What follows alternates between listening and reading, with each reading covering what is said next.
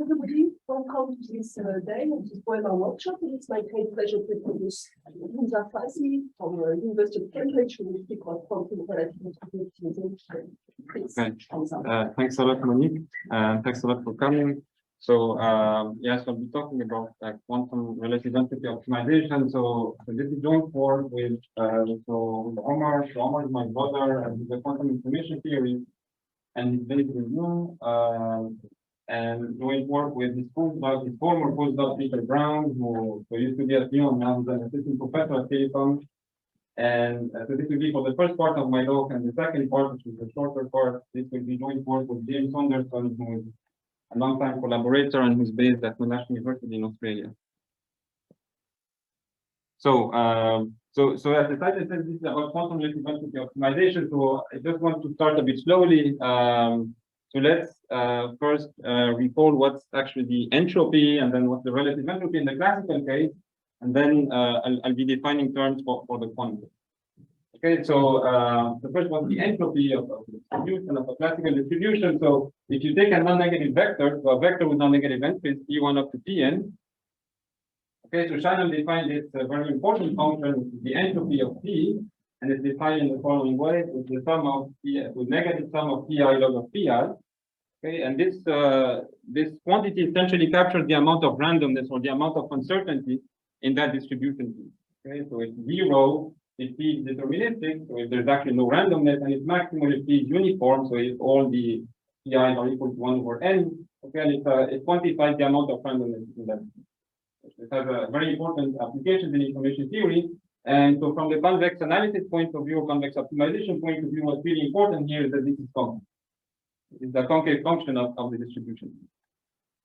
So I'll be talking about the relative entropy. So the relative entropy, or in the classical case, it's also called the KL divergence. Okay, so that's a function of two variables, of two distributions, if you want P and Q. Okay, it's a notion of divergence of distance, if you want, between P and Q. And it's defined in the following way, with the sum of Pi log of Pi divided by Qi.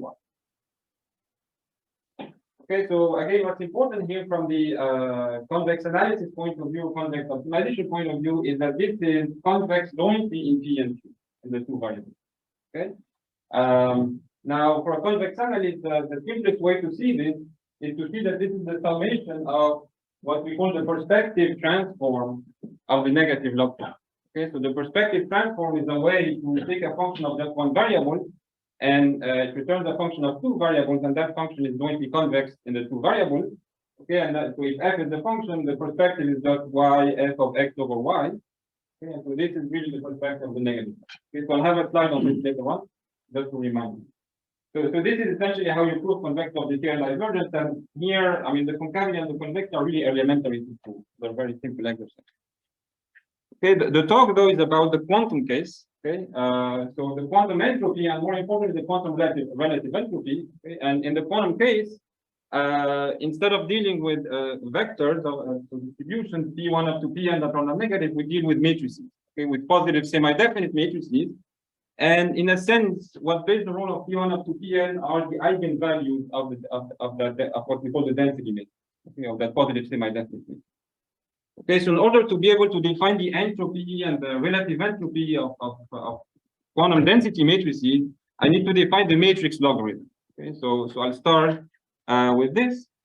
Okay, so if X is a symmetric matrix with positive eigenvalues, okay, so X is positive definite, here's how you define the matrix log. So you diagonalize X, so you write X as U times the diagonal lambda 1 of lambda n times U transpose. Okay, and then the log of X is defined as you take the log of the eigenvalues and then you sandwich back by the matrix of eigenvalues.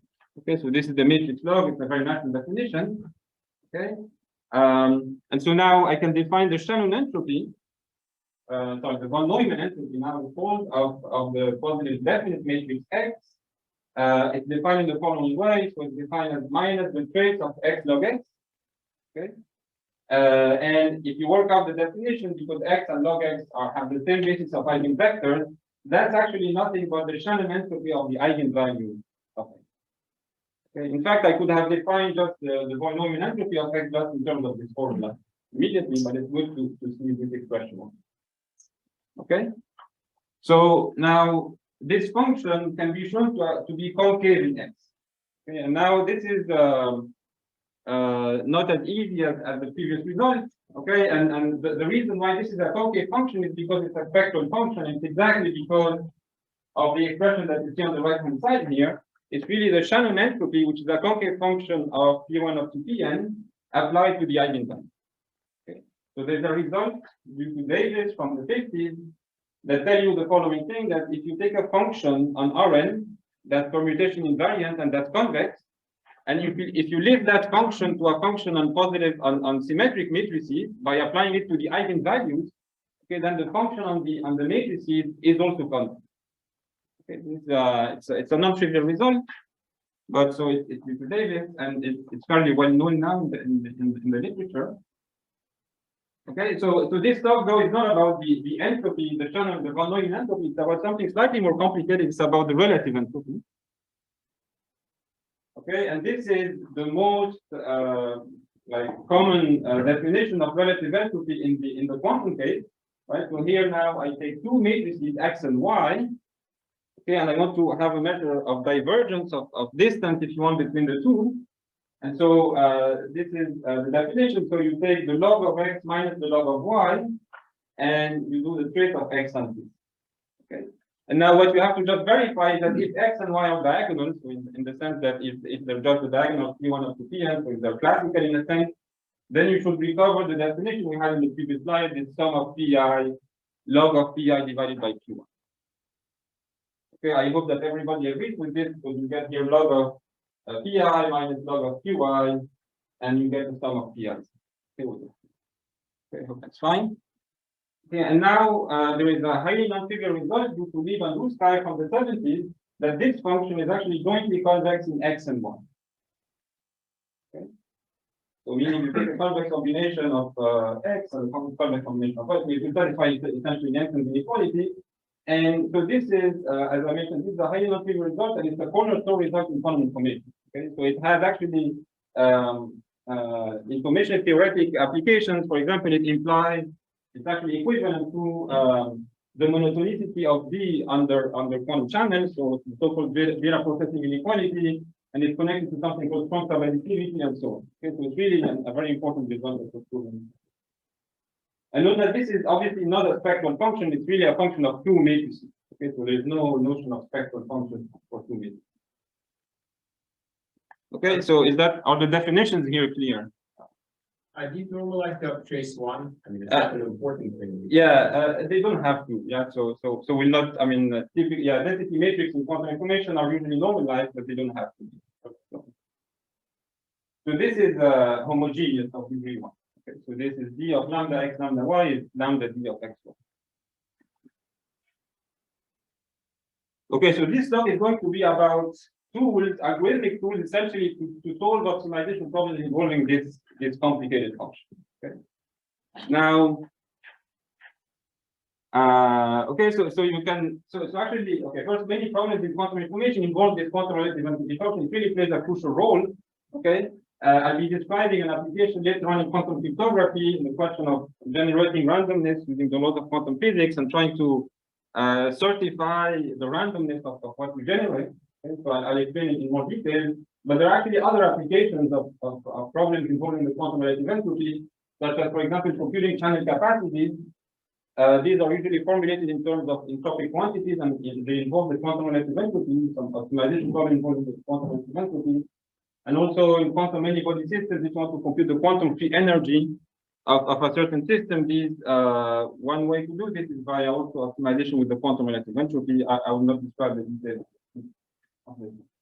Okay, but since this is mostly an optimization audience, so I'll just focus on what I mean by quantum relative entropy optimization. This is what you could imagine. So in the convex case, for a convex quantum relative entropy optimization problem could be like this. So you want to minimize the relative entropy subject to some constraints, let's say some linear constraints. Of x, y is equal to b, and obviously x and y has to be obviously semi-definite. But in many applications, and especially in the quantum cryptography application that I will describe later on, we actually have a non-convex problem. Okay, so we really want to maximize the quantum relative entropy subject to something. Okay, that's a non-convex problem. Okay, and that would be fine. I mean, we wouldn't really have problems dealing with this if this was a polynomial in x and y. We could use the sum of squares relaxation that we all love to this, but here, I mean, this is really a non-polynomial problem, so we don't really actually know how to deal with it. Okay. Sorry. Yes. So when y is fixed in the classical setting, the minimum will obtain x equals y, right? If you optimize the one. Yeah, if you don't have any constraints, yes, obviously, and the minimum is 0. For general case, is it still true? Yes, yes. So this is a divergence, so it's equal to 0 precisely on x is equal to 1. A is linear or A is bilinear? No, A is linear here, all right? So yeah, so that's just an example. Okay, so really this talk is about algorithmic tools to solve this type of optimization problem.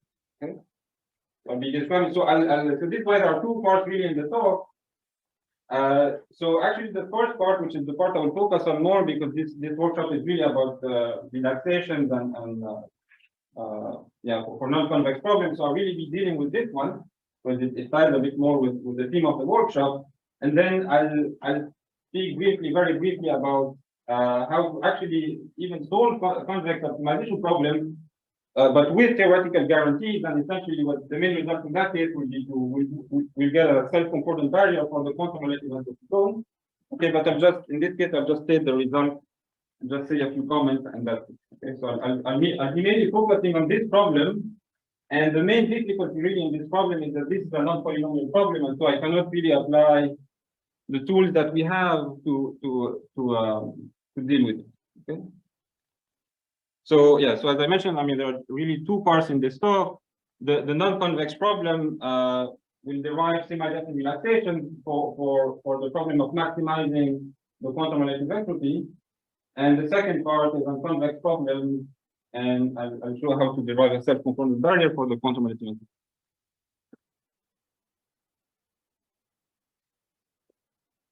Okay, so let me start with the first one. Okay, so this is the problem that we look at. So it's at this point it's an abstract form. It doesn't really matter for what I'll be explaining what the actual problem is. At the end, I'll describe in slightly more detail what's the quantum cryptography application that we have in mind that was actually at the origin of all this project. Okay, but for what I'll be describing here, the math that I'll be describing, it doesn't really matter what the problem is.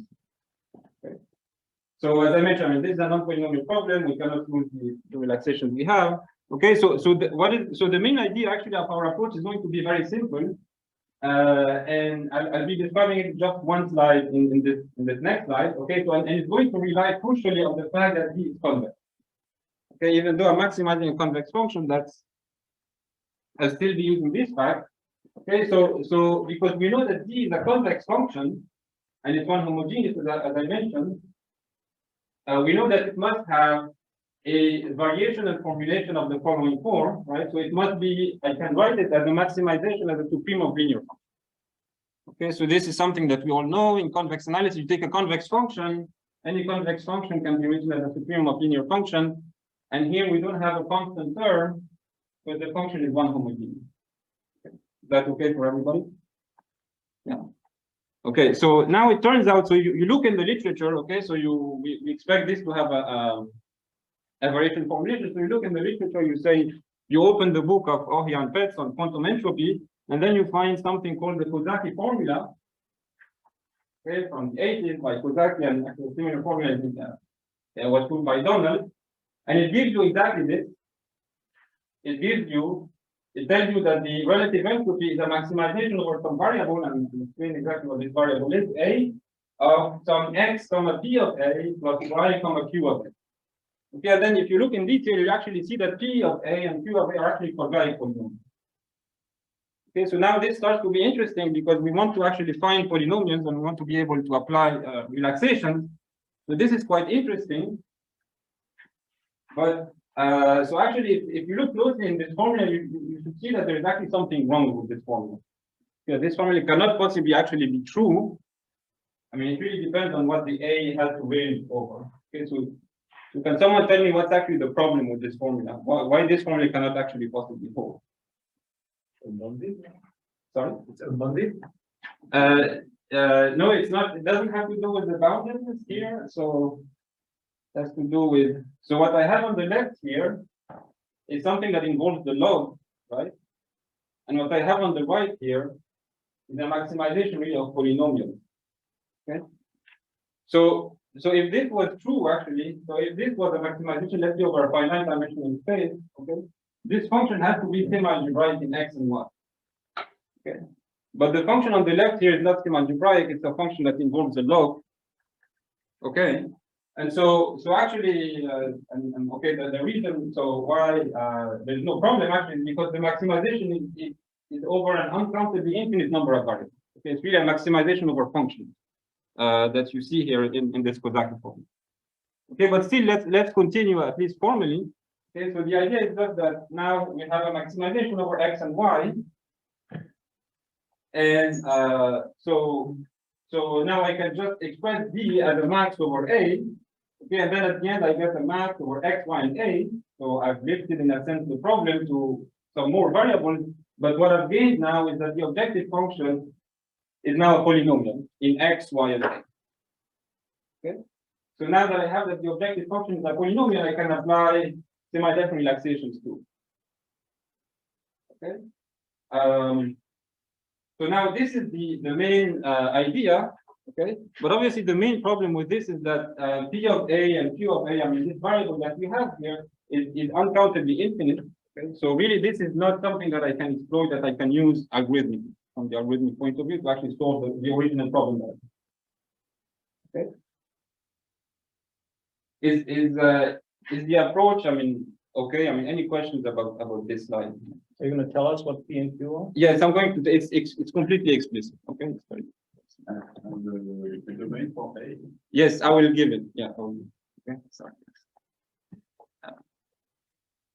Okay. So actually, this is really so the theorem. Really, the main technical result in this work is really to revisit this variational formulation of Kozaki and Donald and to make it algorithmic. Okay. To essentially, so what we do is that we exhibit some convex function dm of xy, and so these functions have a variational formulation. So now the supreme is over a finite number of variables, and okay, the variables I will explain why they're of this form, but essentially you have m times you have m matrices, n by n matrices. So the supreme is over this finite dimensional space of x, pm of a plus y, qm of a.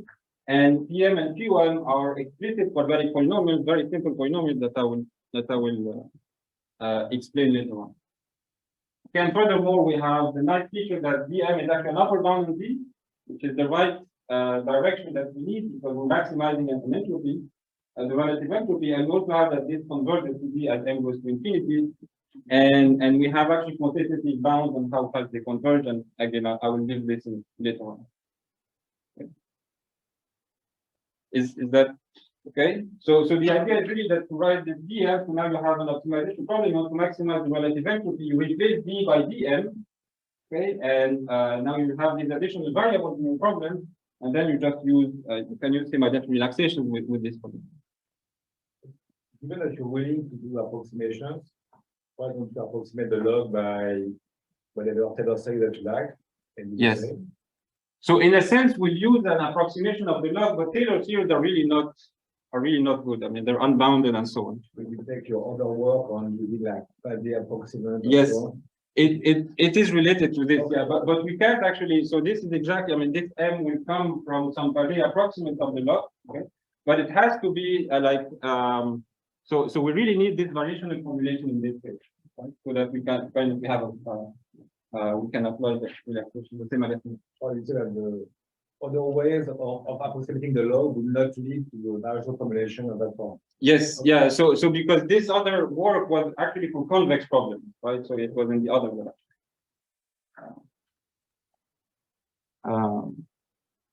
Okay, so now the main so what I'll be doing now. So essentially, you can see that this theorem contains in this contains in it the convexity of the relative entropy, okay? Because this dm is by construction is actually convex in x and y, because it's a supreme of linear functions, and it converges to D. So this contains in it the convexity of this. So what I want to do now is to revisit the proof of convexity of the quantum relative entropy, and then we'll extract from it a variational formulation.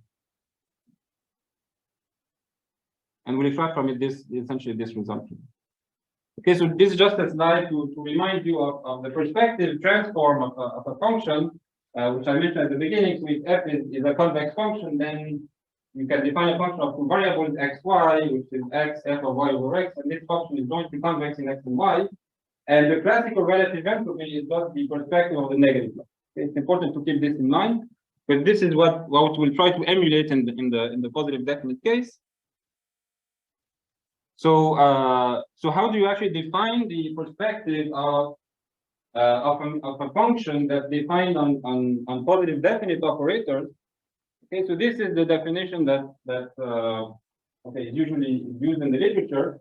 So okay, so instead of having x over y, what you have is you have x to the 1/2 y inverse x to the 1/2. Okay, so this is so that the matrix remains symmetric. The matrix that you take the log of, and then instead of just multiplying by x, multiply on the left and on the right by x to the 1. So this is a notion of operator perspective of the negative log. Okay.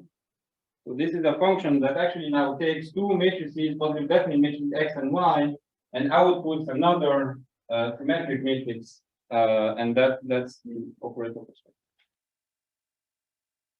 Is that okay? Yes. Okay. So now the key fact about this operator perspective is that it's jointly convex again in x and y. Okay, so in the meaning, the sense here is that the epigraph of this perspective is the set of x, y, and t, such that is less than t, and the positive semi-definition that this set is a convexity. Okay, so remember the definition of convexity. You can say a function is convex if it satisfies the infinite inequality, or equivalently, if the epigraph of the set, everything above the curve of the function is a convex. Okay. So now this is what I want to show to you here, is that the epigraph of the operator perspective is a convex set. Okay, and then this is not quite the relative entropy that I started with, but what I need to show to you later on that we can connect this Umegaki relative entropy, which I had at the beginning, to this operator perspective. So there will be really two slides here. So the first one I showed the convexity of this set, and the second slide I'll show you how you connect the relative entropy to this.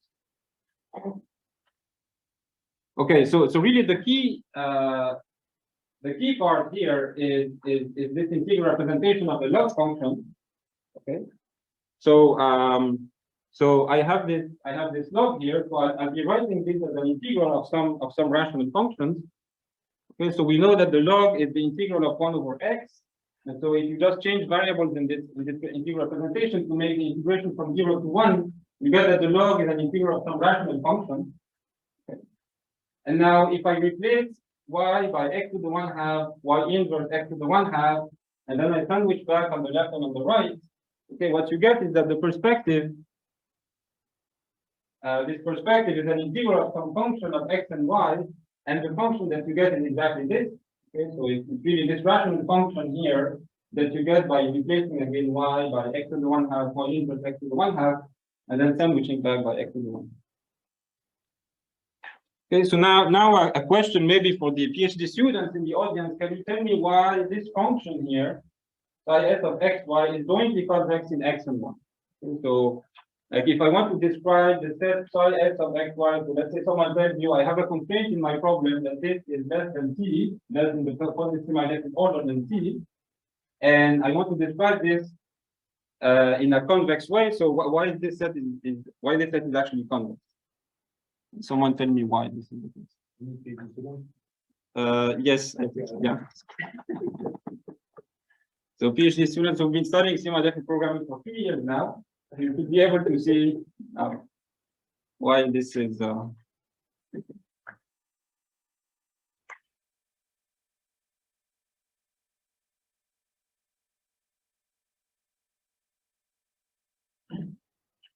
I'll take a risk. Is it the shared complement of something? Yes, thank you. Thank you.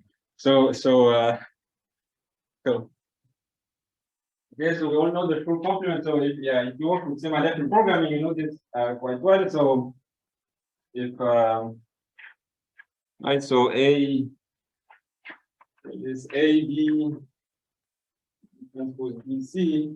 This is positive semi-definite, but it can only if A minus B transpose C inverse B is positive semi-definite. So it's a very convenient way to rewrite some inequalities of this form, right, in a linear way in C, in B and C and A. Okay, so you can very easily see that this constraint here is equivalent to this guy. Okay, to this linear matrix inequality, and that describes the convex set because all the entries are linear in X and T. Right? So that shows essentially that psi S is convex in X and Y. Okay, and now I'm integrating, I'm summing an infinite number of convex functions. So this tells me that the operator perspective is convex in X and Y. Okay? Any questions? I feel that maybe some people are puzzled here. Yes. I think I missed the condition between the op and B. Oh, the difference. So this is a different object, right? So d up is this function, and the other function is. So I remember I remember, but then how are they connected? I will explain in the next slide, right? Okay, it's actually non-trivial. It's non-trivial the way they're connected. I need to explain how. This was just a first step towards the proof. Yes, exactly. We're interested in D, which is this, which is by the way a scalar value function. Okay? Now, okay, so I need to introduce. So the idea would be the following: is that we will show that D of xy is actually this D of, and apply to specifically well-chosen operators that depend linearly in X and Y. Okay, so really what we're looking for is the formula of the following way. All right, so we'll try to write D of xy as, so you apply D of, it will be something, not so nice here. So this is equal to D of something here, I call it Rx and Ly. So these are going to be operators that depend linearly in X and Y. Okay, and then I'll compose it with another linear function that actually gives you a real number at the end. Okay, and so the convexity will follow because these are linear and this is a linear map also that's positive. And so the composition of convex functions with linear map is going to be convex. Now I need to tell you what Rx and Ly is and what phi is here. Okay. So, okay, now we're actually going to move one level up in terms of abstraction. Okay, so we're going to work, I mean, these Rx and Ly are going to be operators that act on matrices. So will it give an alternative proof of this leap result? yeah, this is the proof of, at the end of this slide, we'll have a proof of the leap result. Okay, it's a classical one. It's now considered to be the simplest one. Okay, it's not the original proof of leap, but it's considered to be the simplest one. And I'll give some references. This is okay. So what is exactly this Rx and Ly? Okay, so define Rx to be a linear operator acting on Mn. So Mn is the space of n by n matrices, and this acts by Y's multiplication by x. Okay, so it takes a matrix, okay, little a, and it multiplies A by X on the right. And similarly, I define Ly to be the multiplication on the left by 1. Okay. If you prefer to work with matrices like concrete objects matrices and MATLAB and so on, right? So the matrix representation of Rx is X Kronecker product identity. Okay, and the matrix representation of Ly is identity Kronecker product with Y. Okay, but seeing it as this linear operator is quite useful for what I'm going to explain. So that's why. Okay, and now the key fact is that to Rx and Ly commute as operators, okay, because you take a matrix A, you multiply it on the left by X, sorry, on the right by X and on the left by Y. I mean, whichever order you do the thing, you get the same result. Okay, so Rx and Y commute. And what's really important here is that there is self-adjoint and positive with respect to the straight inner product on Mn. Okay, so by this I mean that if you like Rx of A, comma A, Okay, so this means A comma Rx of A. This is the trace inner product that this is non-negative. Okay, this is the positivity of Rx, and the same for Ly, and this is trivial to P, okay, because X is positive. Okay, because this is really just the trace of X, A transpose. So I can actually now, I can take this guy and I can apply this perspective that I had before to Rx and Ly. Okay, and because they commute, actually the formulas become slightly simpler. Instead of having the one half on each side and so on, I can just put things together. And so it's like a classical relative entropy. Okay, so you just get Rx log of Rx times Ly inverse. And then again, because it's a classical relative entropy, things commute, it's just like scalar, so you can, the log of the product of two things that commute is just the sum of the logs, right? And then okay, so you can simplify the expression here, and then you can use the fact here that the log of Rx is R log of X. Okay, again, this is something that can be verified, but it's not so difficult to prove. Okay, so now we're getting actually quite close to this original D. Okay, so now you just need to verify that you take this guy. Okay, you apply to the identity. Let's say. Okay, so again, this is a linear map that acts on matrices. So you apply this to the identity. What you get is you multiply the identity on the right by log X. Okay, you don't get log X. You multiply the identity by log Y on the left. You get log Y. Okay, so you get log X minus log Y. And then you need to multiply this on the y by x. So you get really log x minus log y times x. And then you apply the identity, you take the inner product with the identity, and this corresponds to taking the trace. And so you get back the relative entropy. Okay. Is that more or less okay, or was that too fast? Any questions about this?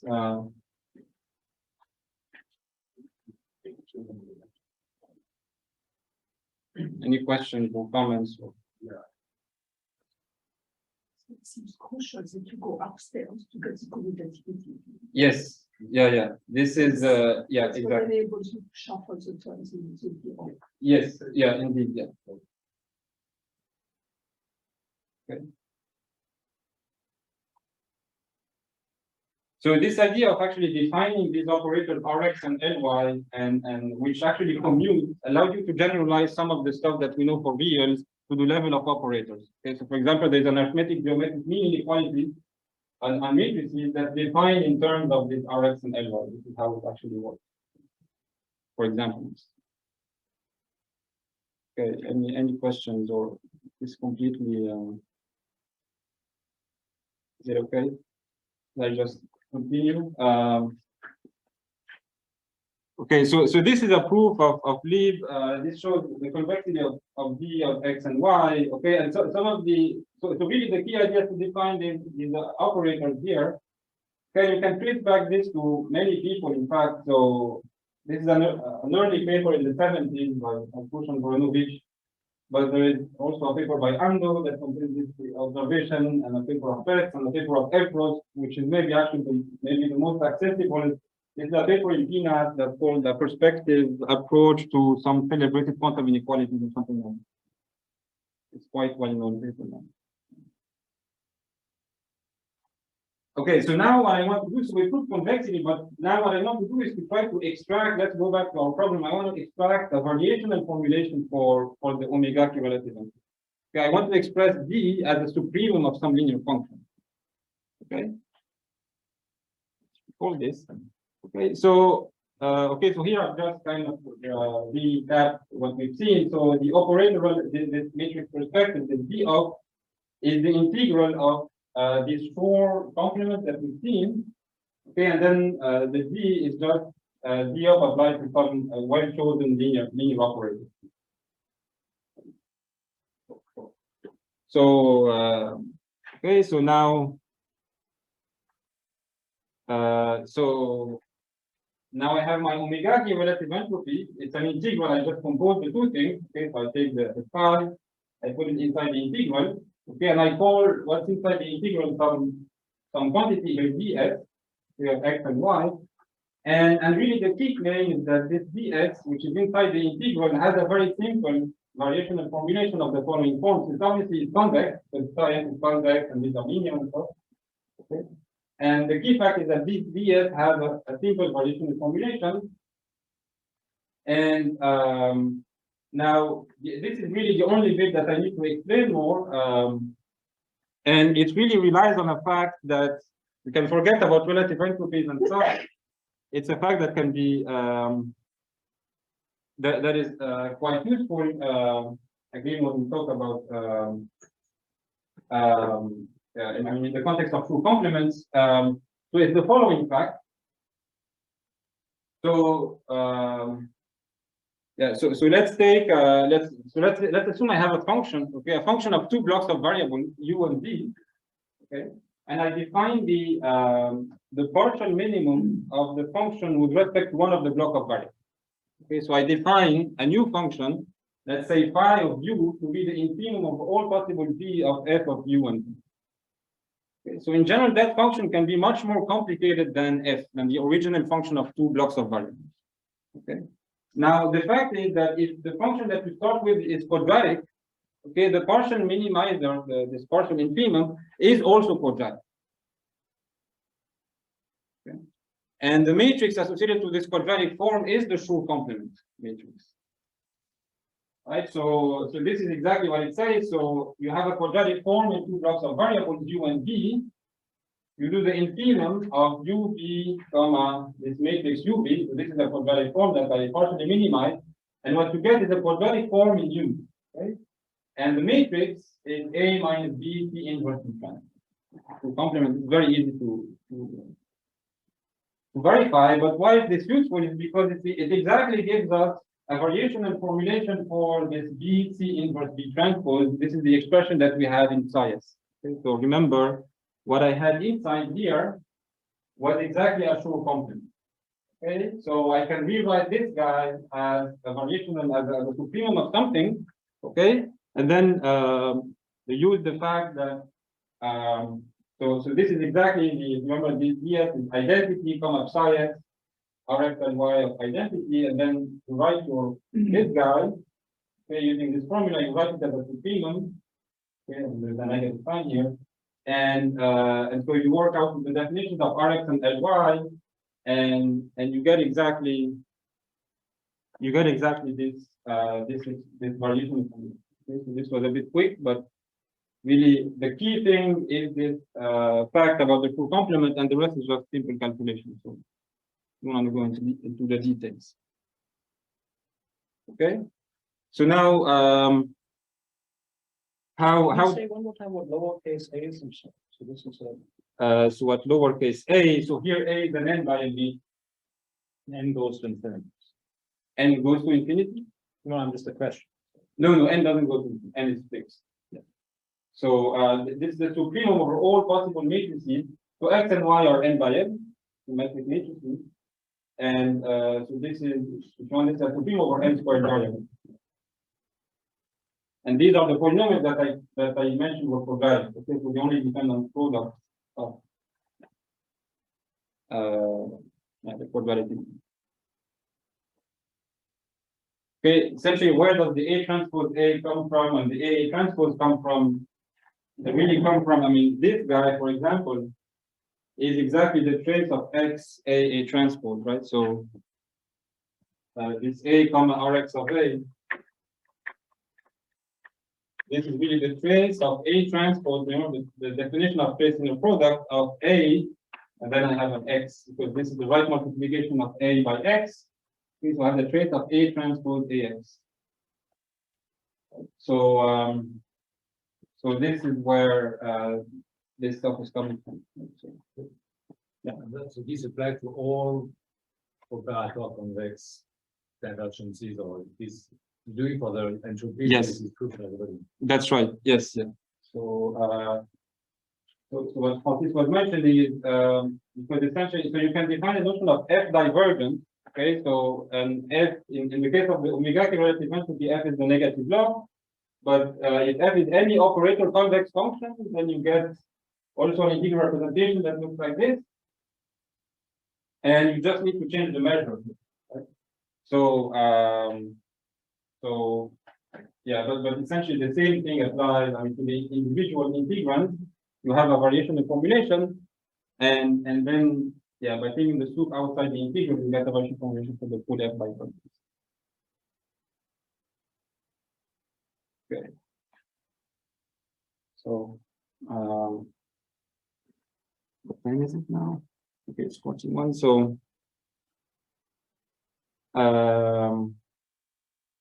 yeah, so this is now the Kozaki formula, right? So I have an integral, my relative entropy is an integral of the DSs.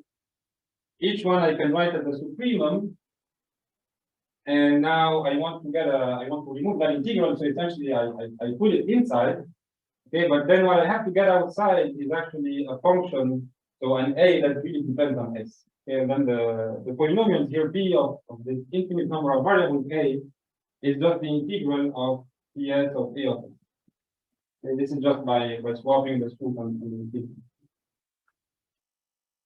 So this is exactly, I mean, if you look at Kozaki formula or Donald formula, this is exactly what they did. I want to read the data about Kozaki to like find it back, or it's like translated from Kozaki back to the notation. So okay, so I haven't actually read the paper of Kozaki because it's really in a very different language of polynomial algebra and stuff. So This was my yeah, I think, I mean, more or less, this is what happens in the formula. They just express things slightly differently. I mean, I like the true complements. They write things in terms of the of this parallel sum of two matrices, which also has a nice variation formula. But at the heart of it, it's really you provide like a model proof of this. If you want. Yes, yeah, in a sense.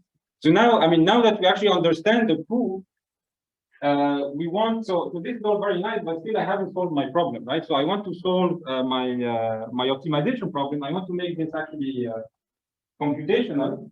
So we see that from the proof, really the key, like if we had instead of an integral, if we had a finite sum, okay, then we just have a finite number of variables, okay?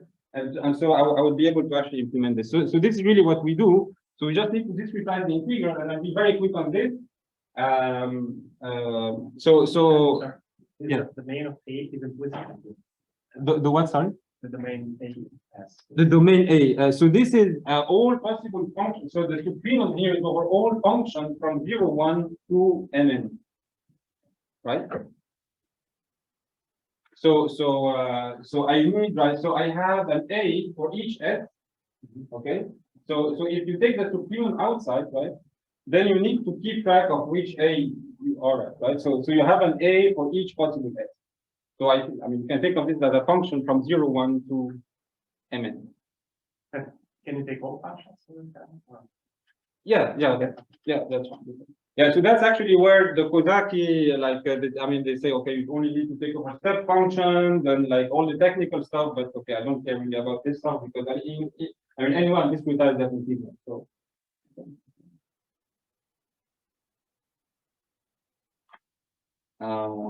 Is that okay? More or less. Okay. Yes. Okay. So now let's discretize. So really, I want to have a finite sum, right? So I'm willing to approximate, but I want to have a finite sum. So how do you do this? Okay. So use classical tools from numerical analysis. You have an integral. You want to approximate it as a sum. Okay. So what you learn in numerical analysis, Gaussian quadrature, right? So you find weights and nodes such that the integral is equal to the finite sum, and that is true for all polynomials of degree at most 2n minus 1. Okay, so obviously this is not a polynomial, but still, I mean, this is a good criterion to have a good rule. And okay, something actually quite nice happens in the case of the log. If you use exactly this quadrature rule, you get something called the Faraday approximate of the log. This is what Francis mentioned. This actually doesn't quite work in our case because this is not a strict upper bound on the log, a strict lower bound on the log, which is what we need here. So we need to modify this slightly. I will not go into the detail, but what you can actually show is if you use something, a variant of Gaussian quadrature, something called Gauss-Plateau quadrature, where you impose one of the integration nodes, one of the evaluation nodes to be at 1. then you will always get a lower bound on the log. Okay, so this is a fact that you can prove, not so difficult. Okay, And this is true for other like concave functions? Or is it just no. This is something that really happens, especially for this rational function. So okay, where is this coming from? Because if you look at what happens at s is equal to 1, okay, here you get the function 1 minus 1 over y, which is known to be a lower bound. I mean, you know for sure that you need to have actually the node 1 here to have a pole at 0. But you need really to have a pole at 0 to be a lower bound. So you know that this has to be true, and then you try it out, and then it just works. So that's yeah. Okay, and this is actually quite a good approximation of the logs. I've just shown some plots. So okay, you can prove some bounds. So this is how fast it converges to the log. It's quite fast with exponential convergence if you're not too far, like if yeah, it's exponential convergence is great here as you see. And already like here for okay, I've plotted for n is equal to 4, it's kind of not you cannot really very much distinguish it from the log, I mean, at least from this interval that I've shown you. So okay, so I've talked a lot about theory, so let's actually show that this actually works, okay, so that this is actually useful. So what is the problem that my brother came up with so it was this problem about generating random numbers using the laws of quantum physics.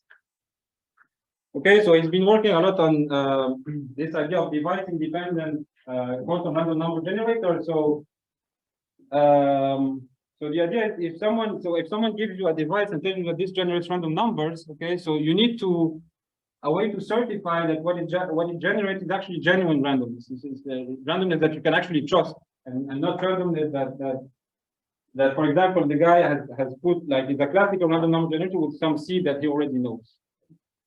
So okay, so there are, I mean, you can use phenomena of quantum mechanics, I mean non-local games and so on to come up with protocols to do this.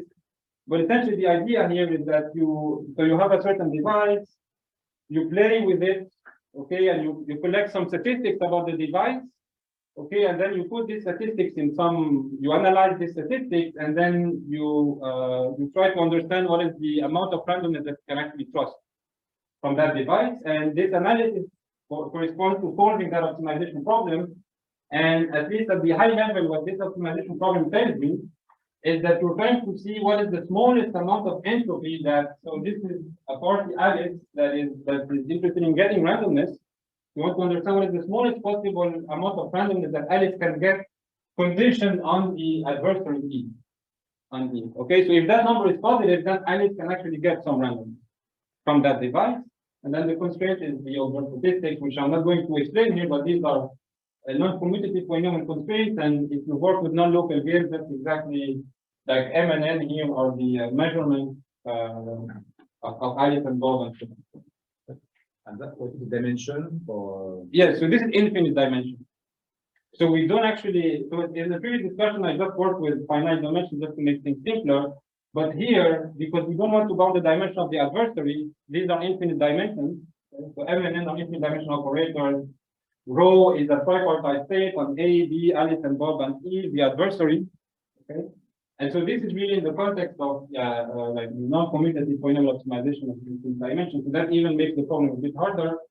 But so the idea here is that we have this condition entropy. So using the tools that we just developed, what we did was we approximated, so you replace this condition entropy by some lower bound on it, so which has a variational formulation.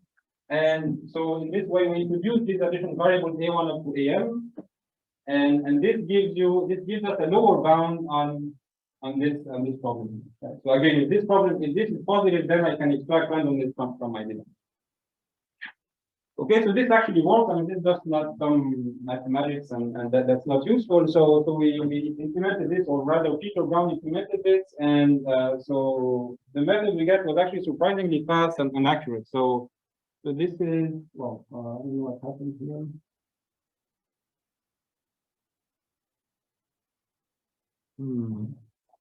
Yeah, this is not so nice, but maybe we can comment on this piece of the curve here. Right, so this is I think Yeah, so this is an example where we actually can compute the solution of the optimization problem analytically, right? So this is the analytical value, okay, and then this was with different values of m. So I think this was m is equal to 2, m is equal to 4, m is equal to 8. Okay, so we're recovering exactly the known analytical value in that case. Okay, the next part, which I think is not going to be shown here, is so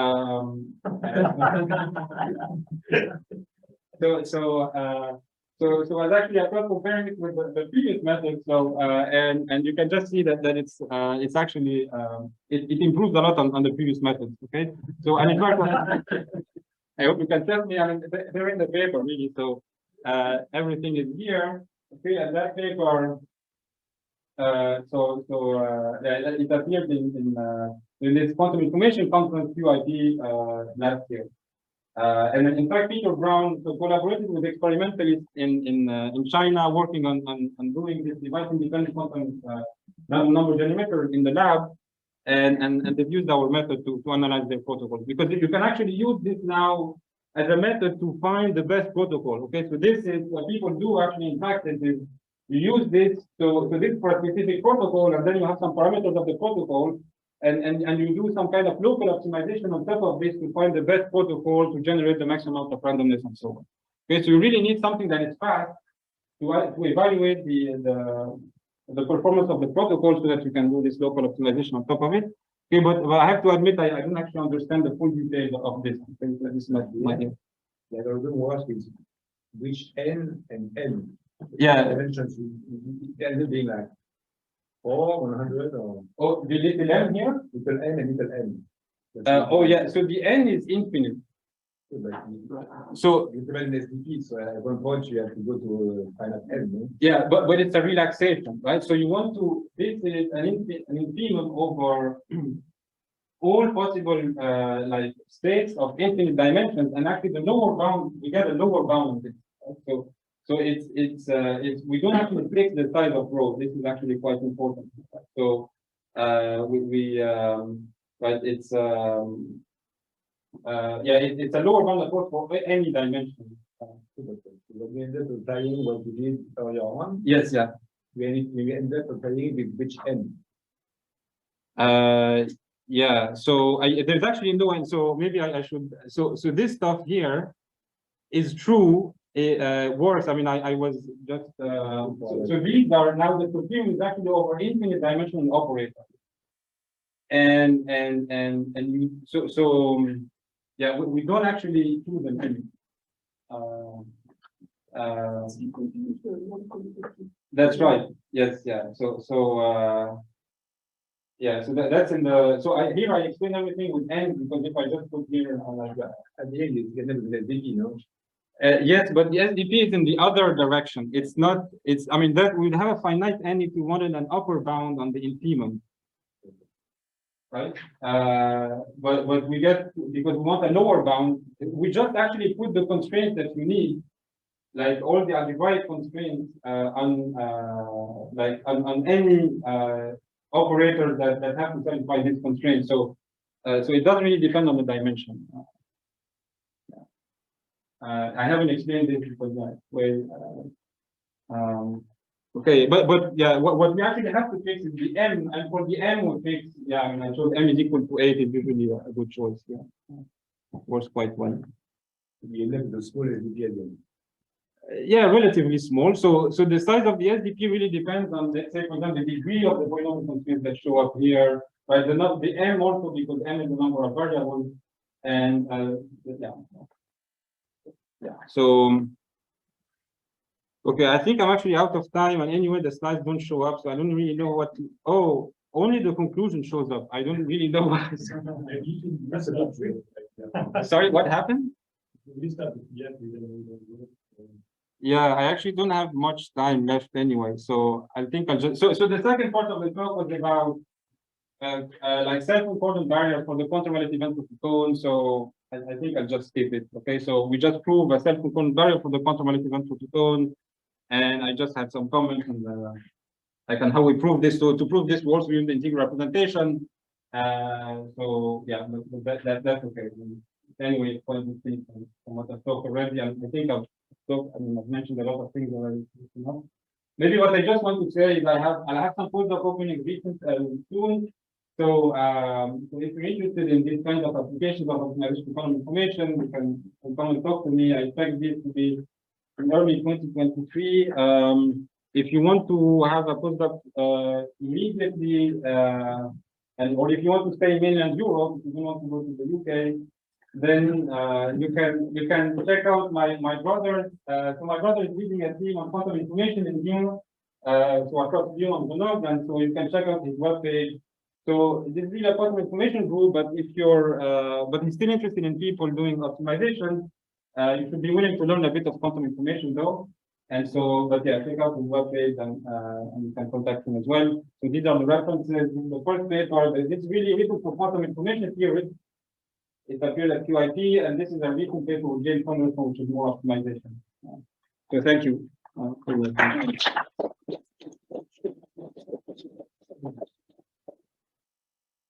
Any more questions? We still have a few minutes. Yes, Michelle. Yeah.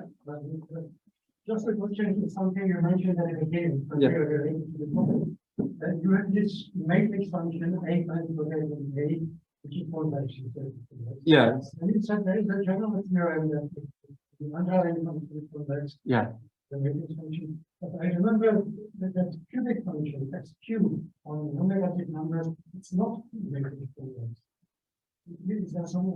Oh yeah, but this is the trace, like it's the x cubed. So the like this is not convex. Like so, I mean, or maybe let me just put the fourth, right? Because it's convex for all. This is not convex, but this is convex. I mean, this is not matrix convex, but this is convex. The trace of x to the fourth, right? And this is, you can think of this as the sum of the lambda i's of x to the fourth. Right, and here the permutation invariant function is just f of x1 up to xn is the sum of xi to the fourth. Okay.